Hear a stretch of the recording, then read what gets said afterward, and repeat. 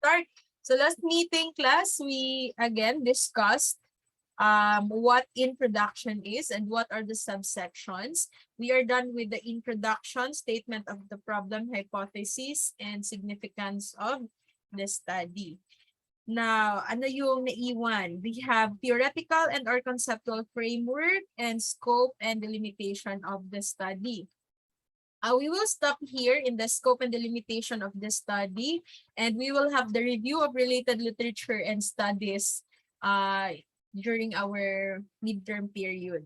Okay? So yung aking coverage of the prelim exam starts with the very first thing I discussed sa inyo for the previous meetings, and then it will end here in the scope and delimitation of the study. So just a little review. So when you say introduction, this is where you again present the topic of your research problem. So you have to present to the readers what your study is all about and why do you need to conduct this study. So you have to establish here the urgency to conduct that certain topic. So do not forget, do not start with a dictionary introduction, but you may choose one from the following ways of presenting your problem, in which sa school, the most common that we use is the assertion beginning. Okay? So after the introduction, we have the statement of the problem.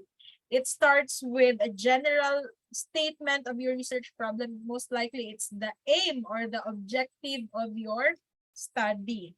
And then it will be followed by specific questions. So again, when you say specific questions, this question should be syempre related to your research and it will help you achieve the general objective of your study. So do not include a question in the statement of the problem that you are unable to answer in the findings or the results of your research. So it has to be, the data to be collected should be used in answering the statement of the problem. Do not include questions that may be answered only using desk research. So everything here in the SOP should be answered through gathering data. So it can be in the form of questionnaire or conducting an experiment or even doing an interview. Okay? And then assumptions are just beliefs of the researchers, but we don't really test it. And most of the time, we don't include the assumptions in our research paper. What we are going to include is the hypothesis, which is a tentative or a proposal solution to your problem. But it is educated, therefore, you will be making hypotheses based on what you have read from different sources or different references. So we have types of hypothesis, the null and the alternative. So in our institution, we most likely use the null hypothesis. So you should be stating your tentative proposal in its negative form. So just like this, there is no significant difference between the efficiency of male and female radiologic technologists in the hospital laboratories. Okay, but sometimes we also use this alternative hypothesis. Actually, it's just the same. It's just that this is stated in the positive form. Okay. Now, the last thing that we discussed last meeting is the significance of the study, wherein you need class to identify the people, the group of people or organization or entities that will get benefit from the results of your study. After identifying them, you also have to identify specifically what benefit they can get in your research. And you have to write it like this, okay? You have to bold the entity or the group of people that will benefit the findings of your study, and then it will be followed by the discussion on what benefit they can get. That's significance of the study. So this morning we will continue. This will be the next subsection of the introduction section. We have the theoretical framework. Now, what is theoretical framework? Theoretical framework, class, is our rationale behind our research problem. Meaning, this is really a theory, a principle, or a law wherein we are going to anchor our research problem. Okay?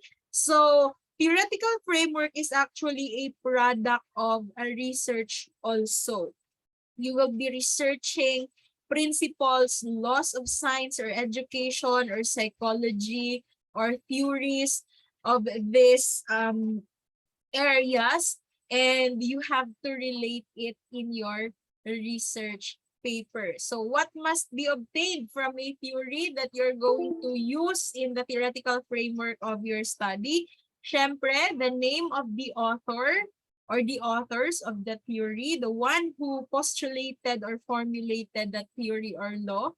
You have to give credit where credit is due, and you also have to get the part or the parts of that theory that is very relevant to your study. And the synthesis of that, you have to relate it to your research, okay? And you will be writing it in this format.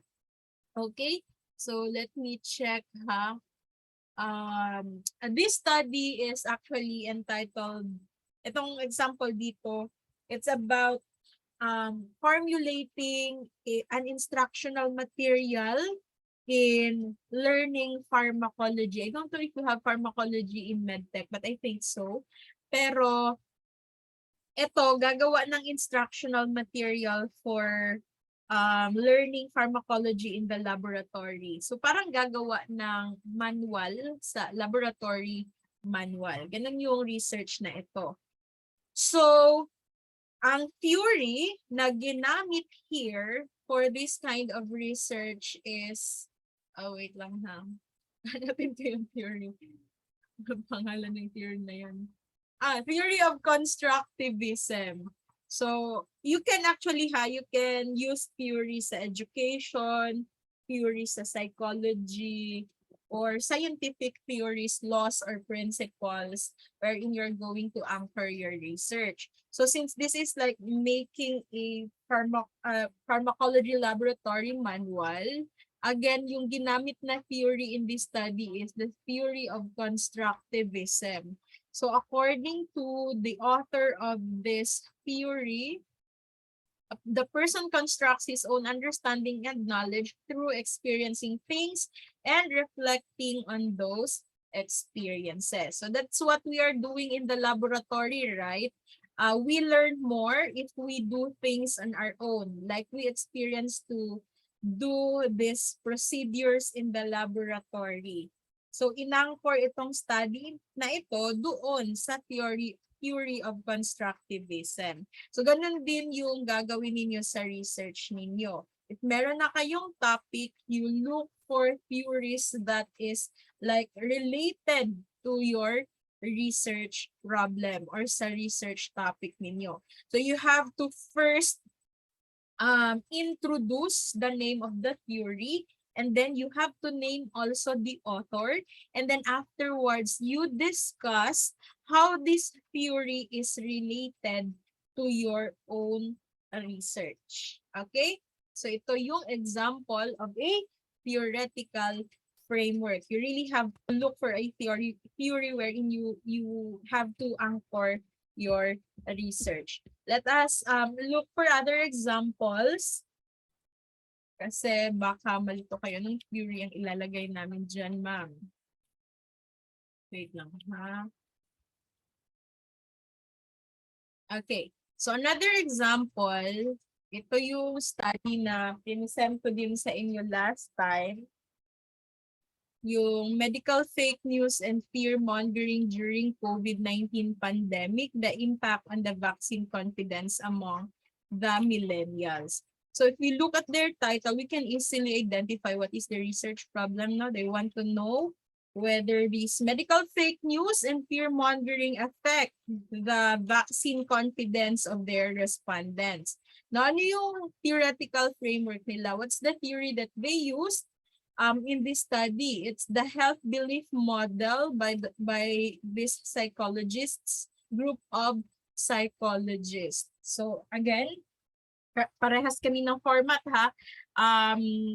Yung sa example kanina, you have to identify first the theory or the model. It's not really yung purely theory siya. Pwede namang laws or principles sa science, sa education, sa psychology.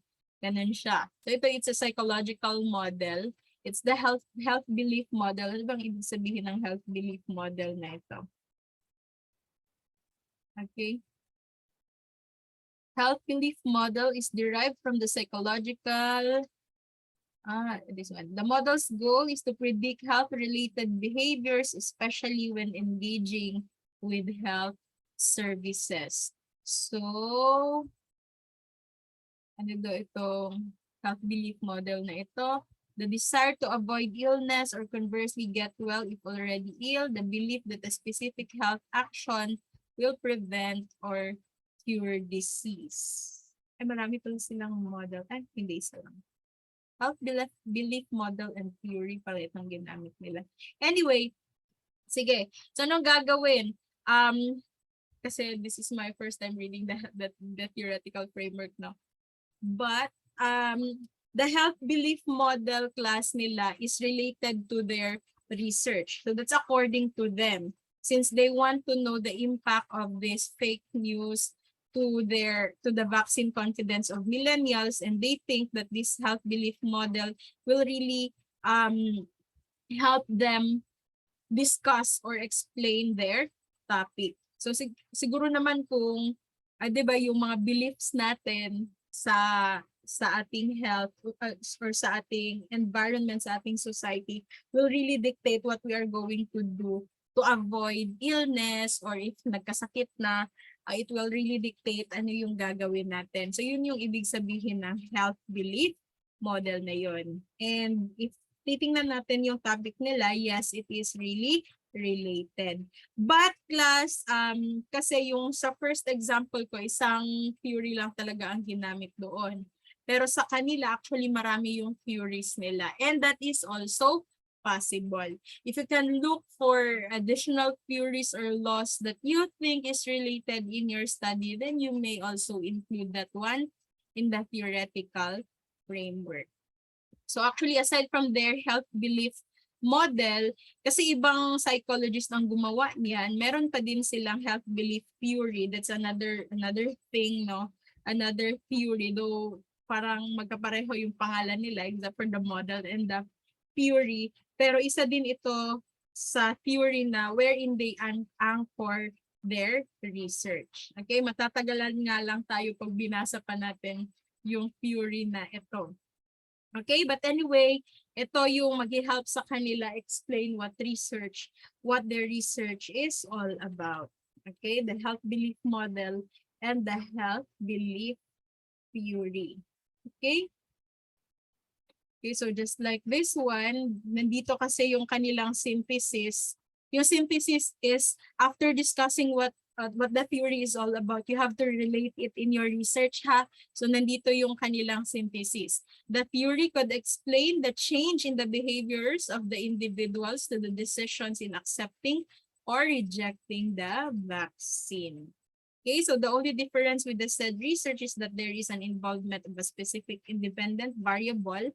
Itong sa kanila daw merong medical fake news and fear mongering that will affect the decision of their respondents whether to get the vaccine or not. Okay, so that's how they made their synthesis, just to relate the theory to their own research. So pag meron na kayong research topic, ganito din ang gagawin ninyo class. you really have to look for like scientific models, scientific theories. If your research is experimental, ano yung gagawin natin? You may look for laws, scientific laws or scientific theories class that will help you also explain your research topic. In the case class na experimental and then you are going to utilize plant material for a certain action, example, antibacterial activity, what you're going to place here in the theoretical framework is an information about how did you or why did you consider that plant material as an antibacterial agent. So pwede siyang study kasi wala naman tayo masyadong theory on that or like law on that kind of study, but you can include studies here, example study about the phytochemical component of plant, stating that it contains this kind of chemical, and according to studies, this kind of chemical can either kill or inhibit the growth of microorganism through this way, through example, cell wall synthesis inhibition or protein synthesis inhibition. That's how you make the theoretical framework for experimental studies. So you have to dig deeper how or why did you consider this plant as a drug or an agent for this particular action, pharmacologic action. For descriptive studies or qualitative, descriptive studies lang, quantitative descriptive studies, you really have to look for theories or for models or principles. Pwede siyang scientific, pwede siyang educational theories kasi marami yan sa education, marami silang theories. Depende kasi sa topic ng research ninyo. Hindi natin sila maisa-isa kasi very vast ito, very wide ang scope, no? Kasi again, depende sa research topic. So if your research topic is more on the psychology na part, most likely you will be using a psychological theory here. And mahihirapan tayo mag-discuss sa kanila isa-isa. So, gagawin natin siya pag meron na tayong research topic. Wala kasi kayong research topic ngayon. But if your research is more on the education side, then you use educational theories, principles, or laws. And then you place it here in the theoretical framework. Now, if your study is qualitative, if ang napili na study sa inyo ay qualitative, just like, yung mga lived experiences ng mga medical technologists working in the laboratory, ganon.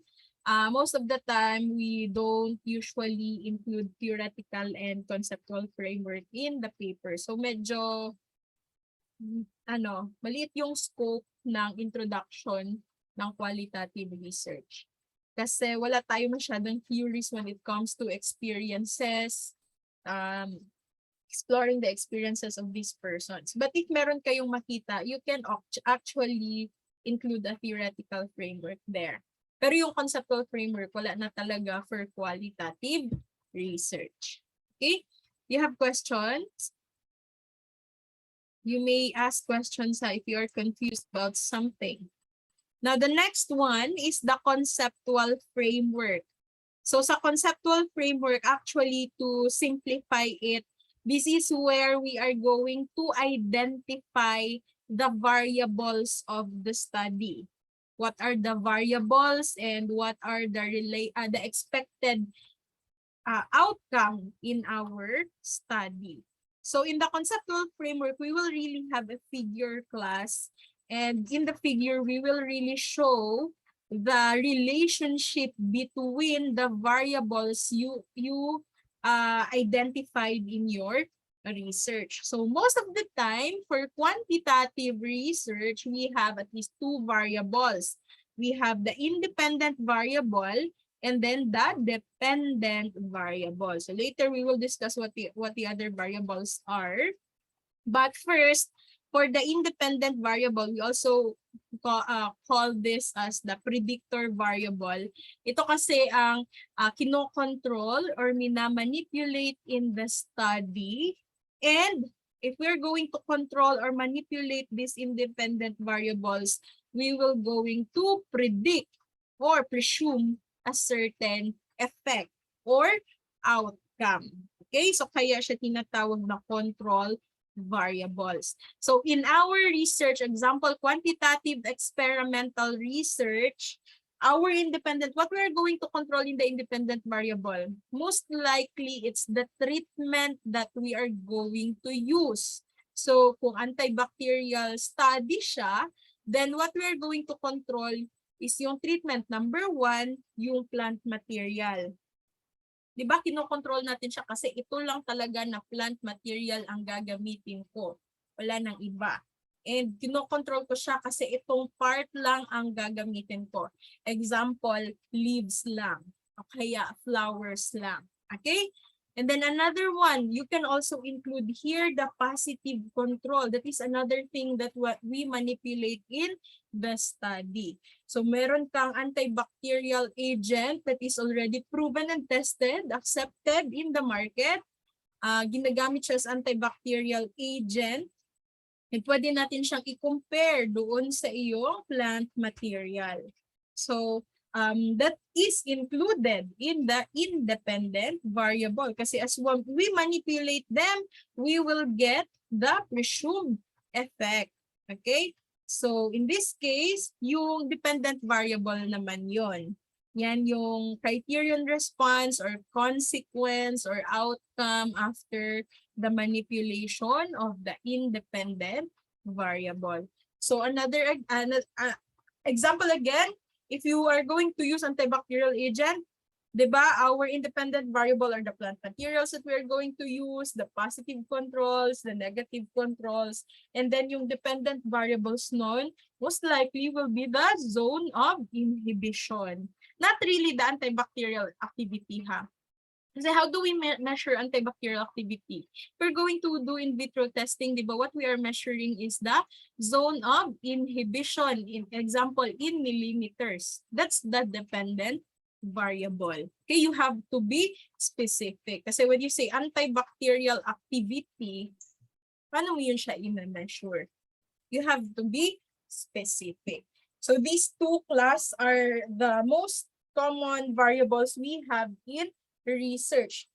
However, we have the so-called moderating and mediating variables also, and we also have the so-called intervening variables, or that's what we call confounding variables. We will explain that later.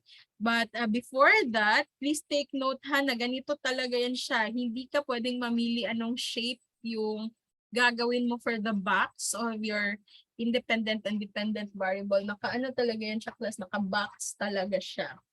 Okay, the same size, and then the arrow there will represent that manipulating the independent variable will give you the result, the dependent variable. Okay? Do you have questions about the two before tayo mag-move on? For example, for a descriptive study, depende yun siya sa descriptive na study, you have to identify. In the case of our example, yung fear-mongering, syempre, their independent variable is the fake news, medical fake news, and fake news and fear-mongering. Yun yung kanilang independent variable. Kasi this is the thing that will most likely cause the effect, and that is the vaccine confidence. Okay, so ganun yung nilagay nila in there. Ay, hindi na siya malipat. Ay. Anyway, gusto ko sana siya ilipat inside the box. Hindi na siya malipat. Anyway, this is how their conceptual framework looks like. Medical fake news and fear-mongering yung independent variables nila kasi yan yung magpe-predict ng outcome. And what is the outcome? The vaccine confidence of their respondents. Ganun yung mangyayari for quantitative descriptive. Now, you're going to ask me, how about the qualitative research, ma'am? We don't have conceptual framework for the qualitative research. Why? Why we don't have a conceptual framework? Remember, we don't have an independent variable and we don't have a presumed outcome, a presumed effect for qualitative research. We will just explore their experiences. And we cannot generalize experiences, right? Wala tayong conceptual framework. So yung mga research variables na sinasabi ko na yan, ito ay any concept na merong observable value. So most likely this one is going to be quantitative. Meron namang qualitative na variables, but most of the time it's quantitative since we can measure it. Okay?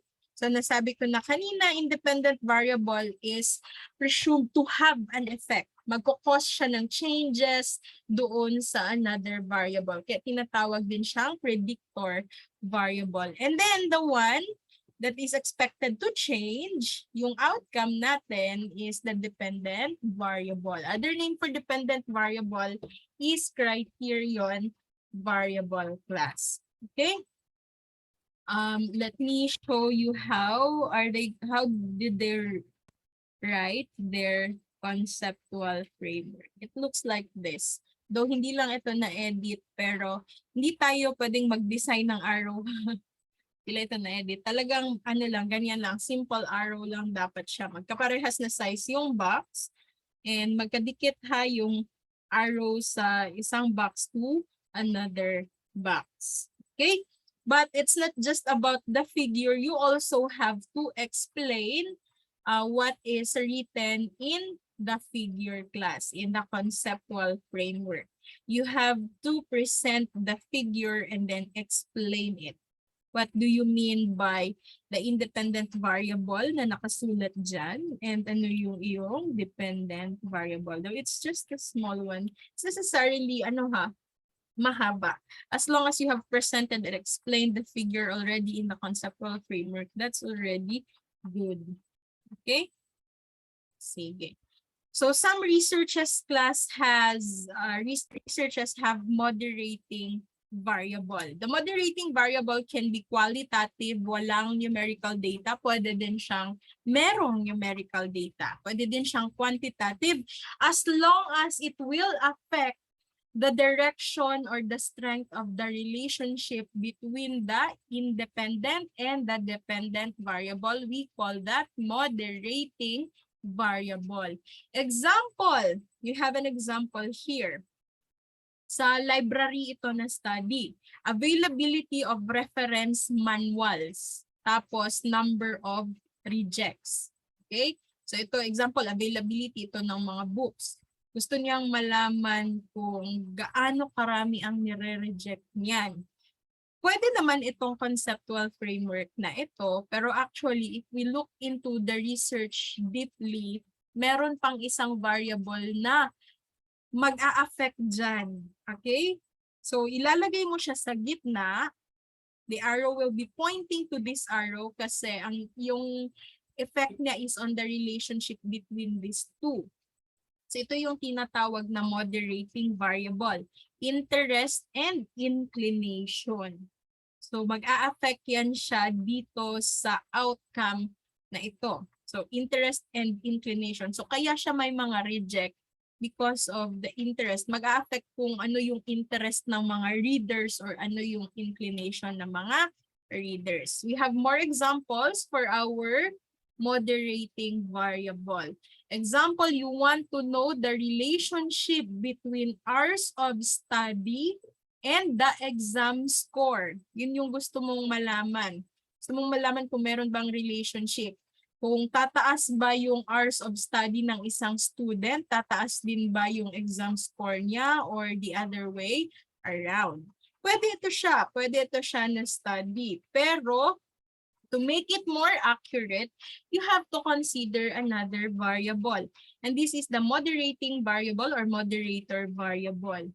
We have here the IQ. It will really affect class the relationship of this. Kasi minsan, may mga person na yung hours of study nila, hindi naman sila masyadong mahaba yung study time nila, no?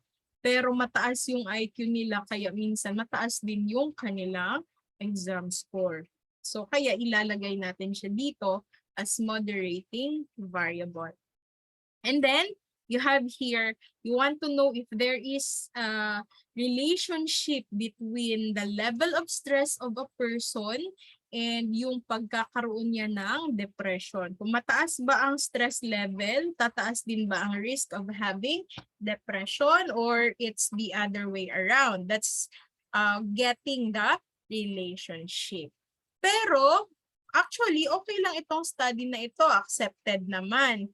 Pero if we want to make it more accurate na para malaman talaga natin yung relationship, no, we can have the moderating variable here. The social support of a person may affect yung kanyang yung risk niya of having depression. So kahit na mataas yung kanyang stress level, pero baka meron siyang social support, pwede siyang hindi magkaroon ng depression. So, pwede natin siyang ilagay sa conceptual framework natin if we are also going to measure the social support. And another example, last example here para maintindihan talaga ang moderating variable. We have here the teaching method. We want to know the relationship of the teaching method utilized by our teachers and into the academic performance of the student. So kung okay ba yung teaching method na ginagamit ng teachers sa school, will it affect or will it have a relationship with the academic performance? Pero okay lang din yung study na yan, ha, diretso. Pero if you want to have a clearer vision on the academic performance of the student, we may look at the background of the child. Okay? Kung meron ba siyang tamang environment when studying, yung study habit niya, yung support, ganon. Kasi it may also, di ba, we all know that, it may also affect the academic performance. So kahit na example, hindi naman masyadong okay yung teaching method ng teacher, pero kung titingnan natin ang background ng batang yan, pwedeng mataas pa rin yung kanyang academic performance. So if you're going to make your conceptual framework, and then you have identified the independent and the dependent variables, you may also look into the deeper thing kung meron pa bang ibang things na mag-a-affect doon sa iyong outcome. And you may consider that as your moderating variable. But you're going to measure this also in your study, ha? You may also include the IQ of the student in your research para mas magkakaroon ka ng clear vision of your results. Okay? So let's have an activity para sa inyong recitation. Let us try to identify the dependent variable for this. Number 1, Doctor, you can send your answers sa chat box, ha, para recorded yung recitation ninyo. So number 1, Dr. Smith examines daily exposure to a sun lamp. That's 1 hour of exposure or no exposure at all. That impacts people's depression levels in the winter time. So ito yung kanyang research. Gusto niya malaman kung meron bang relationship yung exposure sa sun lamp doon sa depression level ng mga tao doon sa certain place during winter. So what do you think is the dependent variable? So letter A, 1 hour exposure, B, no exposure, and then letter C, depression.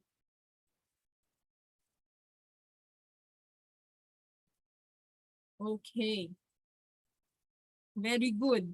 That is the depression. Kasi ito yung outcome natin. So in this case, pag ipupursue talaga itong study na ito, The depression level is your outcome. Therefore, this is the dependent variable. And itong exposure class, exposure to a sun lamp, ito yung magiging independent variable. As you can see, kinokontrol siya. Ang gusto nilang malaman, 1 hour exposure versus no exposure at all. This is being controlled by the researcher, ha? Kayo yung magko-control nito. So, bakit hindi 2 hours? Bakit hindi 3 hours? Ganon. Kasi, you control it. Ikaw yung magko-control niyan. It's independent variable. Now, for number 2, does age of a child 4, 5, or 6 influence when children can learn to read? So, what is again the dependent variable? Letter A, age of a child, and letter B, level of reading. Okay, sige, tama. Siyempre, it's the level of reading. So, gusto malaman ng researcher kung meron bang relationship yung edad ng bata sa pag-start niya o yung pag-read niya, level of reading niya. So, syempre, level of reading ang dependent variable, and the our controlled variable here or manipulated variable, the independent variable is yung age ng child. So, ito yung identified ng researcher. And lastly, time reading on exam performance.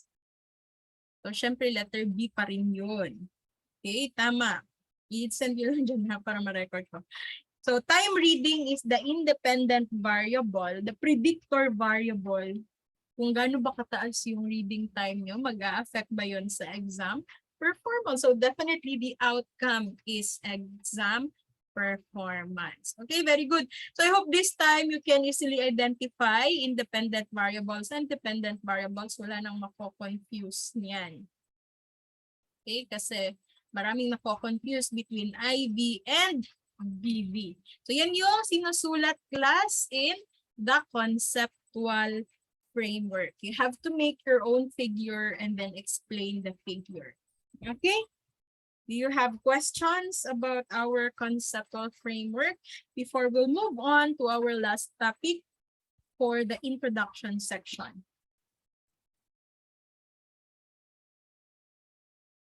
Yes, the DV, the dependent variable is the outcome variable.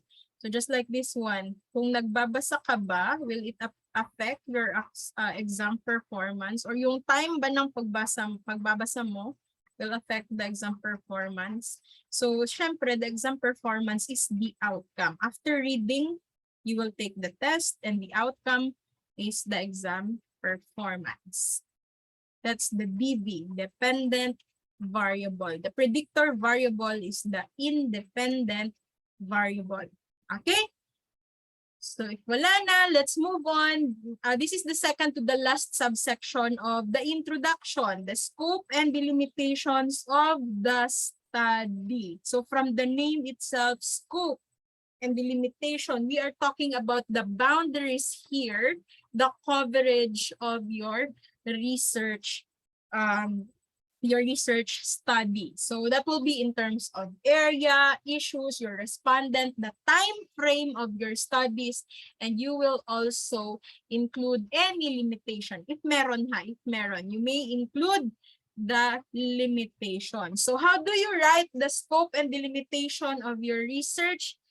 Itong objective of the study, pinapaulit-ulit talaga ito sa research class. There are a lot of parts or subsections in research na kailangan yung ulitin yung inyong purpose, yung general objective of the study. For scope and delimitation, ulitin nyo na naman siya. Diyan ka magsa-start sa section na ito. Okay? You give a brief statement of your objective and your research topic. And then after that, you identify the local of the study. Where are you going to conduct your research? So ito yung sabi ko, yung nag-discuss tayo ng title na sa title, pwede naman nang hindi nyo isulat yung place. Like General Santos City, pwede na siya actually wala sa title. But you really have to include that in the scope and delimitation. So if it's General Santos City, pwede ka pang mag-limit dyan. Anong ibig sabihin nun? Mag-delimit ka. pwedeng barangay Conel lang, barangay Kalumpang lang, as long as it's properly stated in the scope and delimitation, pwede yan siya. Okay? Pero yung pagpili nyo ng barangay, kailangan meron din siyang rationale. Okay? So, barangay na ito kasi according to research, marami daw ditong nagkakasakit ng example, helminthiasis. Kaya ito yung pipiliin ko. So yun, yung example ng rationale, why you choose that certain research local. And then you also have to properly identify in the scope and delimitation the population, the respondents na ise-select mo in your research. So for example, gusto mo residents of General Santos City. Marami masyado yun. Alin doon? Lahat ba sila? All ages, all sex and gender? Or pipili ka lang ng certain population or certain sample. Example, gusto mo lang residents pa rin ng General Santos City, pero gusto mo lang babae lahat or gusto mo lang lalaki sila lahat. Or yung gusto mong respondents kasi talagang swak siya sa study mo, yung kagaya sa example natin, millennials lang. So namili sila ng kanilang respondent. You have to properly state that in the scope and delimitation. Okay? And then, lastly, we have the period of the study. Ito yung mga dapat makikita sa scope and delimitation. What do you mean by period of the study? The time frame wherein you are going to do your research. Kailan ka ba magsa-start? Kailan ka matatapos? For the proposal class, ang ilalagay nyo lang is not including this semester ha. Kasi writing your paper lang naman this semester. Ang ilalagay nyo sa scope and delimitation is when are you going to start the data gathering. So most probably that will be on the second semester and that will be between January to siguro May. Depende na. Babaguhin nyo na lang siya sa final defense kung kailan talaga kayo nag-start. Pero ngayon kasi proposal pa, so we will just have an estimation, an approximation when are you going to start and when are you going to finish your data gathering. Okay, so that will be next year. Walang magsusulat ng ngayon, September to November. Walang magsusulat ng ganyan kasi there is no data gathering ngayon. Okay, so this one is an example of a scope and delimitation. As you can see, this started with the aim of the study, and yung general statement of what the research is all about. And then we have the respondents of the study, and kasama na yung research local. Kasi pag nag-discuss ng respondent, makikita na rin yung research local dyan. Okay? And then lastly, you will end with when are you going to conduct the research. Okay? So ito yung scope and delimitation na tinatawag. Okay, so actually that ends my slide. Do you have questions? I have already uploaded this sa sa Schoology. So hanggang doon class yung ating prelim exam. Questions or clarifications? Hintay ako ng reply ni Ma'am Yas.